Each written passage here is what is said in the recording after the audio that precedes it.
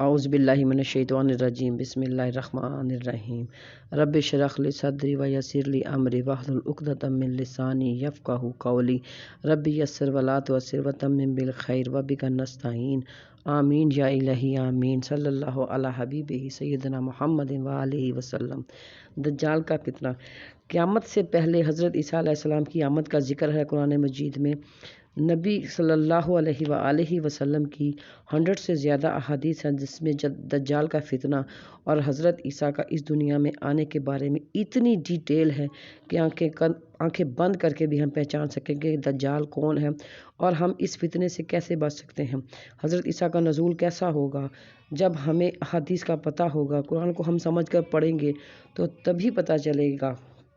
سورۃ النساء میں ہے کہ نساء میں اس کا ذکر بڑی ہی تفصیل سے ہے۔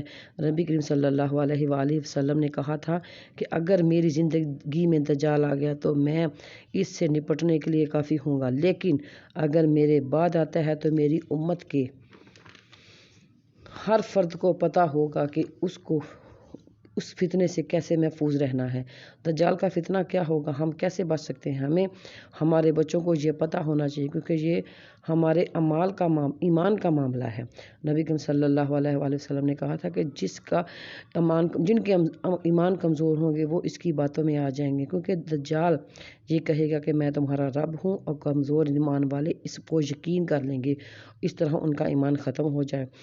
ایسا ہوگا کہ شام میں دمشق کے مقام پر مسلمانوں اور عیسائیوں کے درمیان خونریز جنگ ہوگی جس میں مسلمانوں کو فتح ہوگی۔ پھر مسلمان روم جائیں گے۔ اس سے پہلے امام مہدی، ان کا نام حضرت محمد بن عبداللہ ہوگا، وہ تشریف لا چکے ہوں گے اور عیسائیوں کا وہ قلعہ امام مہدی کی قیادت میں مسلمان فتح کریں گے۔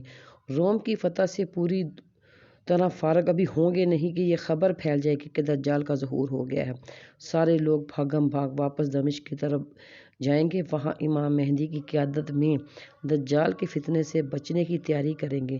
نبی کریم صلی اللہ علیہ وآلہ وسلم کی حدیث ہے کہ آدم سے لے کر قیامت تک کوئی فتنہ اتنا بڑا نہیں جو دجال کا فتنہ ہوگا۔ لوگوں کی آزمائش کے لیے اللہ تعالیٰ نے دجال کو بے پناہ طاقت دی ہوگی۔ نبی کریم صلی اللہ علیہ وآلہ وسلم نے بتایا کہ اگر وہ کہے گا کہ بارش کا تو بارش ہونا شروع ہو جائے، کہے گا کہ زمین سے نباتات کا تو وہ نباتات اگنا شروع ہو جائیں گے، قحط کا حکم دے گا تو قحط ہو جائے گا، آدمی کو قتل کر کے سامنے ہی دوبارہ زندہ کرے گا۔ اتنے بڑے معجزے جب انسان دیکھے گا جس کو نبی کی احادیث اور دجال کے فتنے کے بارے میں اس نے پڑھا نہیں ہوگا تو اس کو کیسے پتہ چلے گا کہ یہ دجال ہے، تو وہ کمزور ایمان والے اس پر ایمان لے آئیں گے۔ نبی کریم صلی اللہ علیہ وسلم نے بتایا تھا کہ 40 دن میں ساری دنیا کا چکر لگائے گا مگر وہ مکہ اور مدینہ میں داخل نہیں ہو سکے گا، کیونکہ اللہ تعالیٰ نے وہاں پر فرشتے پہرے دار کھڑے کیے ہوں گے جو اس کو اندر نہیں جانے دیں گے، اور مسلمان امام مہدی کی قیادت میں مسلمان امام مہدی کی قیادت میں اور یہودی دجال کی قیادت میں متعدد خونریز مارکے کریں گے۔ دجال اتنی فوج جو اس نے 40 دن میں بنائی تھی لے کر دمشق کی طرف پہنچے گا، وہاں پر امام مہدی پہلے سے موجود ہوں گے جو اس کا مقابلہ کرنے کے لیے تیار ہوں گے۔ اسی دوران نماز فجر سے تھوڑی دیر پہلے امامت یعنی کہ تھوڑی سی دیر پہلے ہی دمشق کی جامع مسجد کے مینار پر حضرت عیسیٰ نظر آئیں گے۔ امام مہدی حضرت عیسیٰ علیہ السلام کو نماز پڑھانے کی دعوت دیں گے۔ حضرت عیسیٰ علیہ السلام کہیں گے کہ آپ پڑھائیے اور وہ ان کے پیچھے نماز پڑھیں گے۔ دجال 70,000 یہودیوں کا لشکر لے کر پورے شہر کا محاصرہ کر لے گا۔ حضرت عیسیٰ اب فوج کی قیادت کریں گے اور جنگ ہوگی۔ دجال جیسے ہی حضرت عیسیٰ کو دیکھے گا وہ بھاگ کر لد کے مقام پر چلا جائے گا، وہاں حضرت عیسیٰ نیزے سے اس کو قتل کریں گے۔ دجال کے قتل کے بعد یہودی اپنی جان بچانے کے لیے بھاگیں گے۔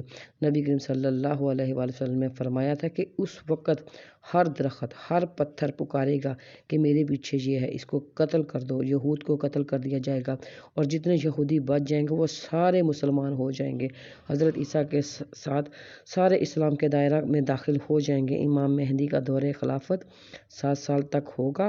حضرت عیسیٰ کی موجودگی میں ان کی وفات ہوگی اور حضرت عیسیٰ ہی ان کا نماز جنازہ پڑھائیں گے۔ حضرت عیسیٰ علیہ السلام کو کچھ مدت بعد اللہ تعالیٰ وحی کریں گے کہ آپ علیہ السلام اپنے مومن بندوں کو لے کر کوہ طور پر چلے جائیں، کیونکہ اللہ تعالیٰ ایک ایسی قوم یاجوج ماجوج کو نکالیں گے جو اتنے بڑے ہوں گے اور وہ دریائے فرات کا سارا پانی پی لیں گے، زمین میں تباہی مچا دیں گے، جتنے لوگ ہوں گے ان کو مار دیں گے، پھر آسمان کی طرف تیر چلائیں گے کہ ہم نے آسمان کی مخلوق کو ختم کرنا ہے۔ اللہ تعالیٰ ان کو دکھانے کے لیے آسمان کی مخلوق ختم ہو گئی ہے، پتھروں پر وہ جو تیر انہوں نے پھینکے تھے تیروں پر خون لگا دیں گے۔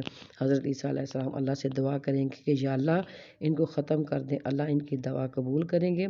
پھر ان پر ایسی بیماری آئے گی جو ان کی گردن میں کچھ ایسا ہوگا کہ وہ سب مر جائیں گے، پورے شہر میں بو پھیل جائے گی۔ پھر اللہ تعالیٰ کچھ پرندے نازل کریں گے جو ان کے جسم کو لے کر چلے جائیں گے۔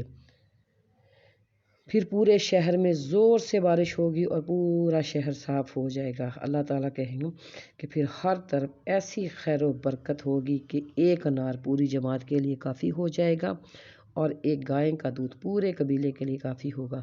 جی حضرت عیسیٰ علیہ السلام کے زمانے میں ایسی خیر و برکت ہوگی، یہ ان کا زمانہ ہوگا، کوئی انسان اس سے محروم نہ ہوگا۔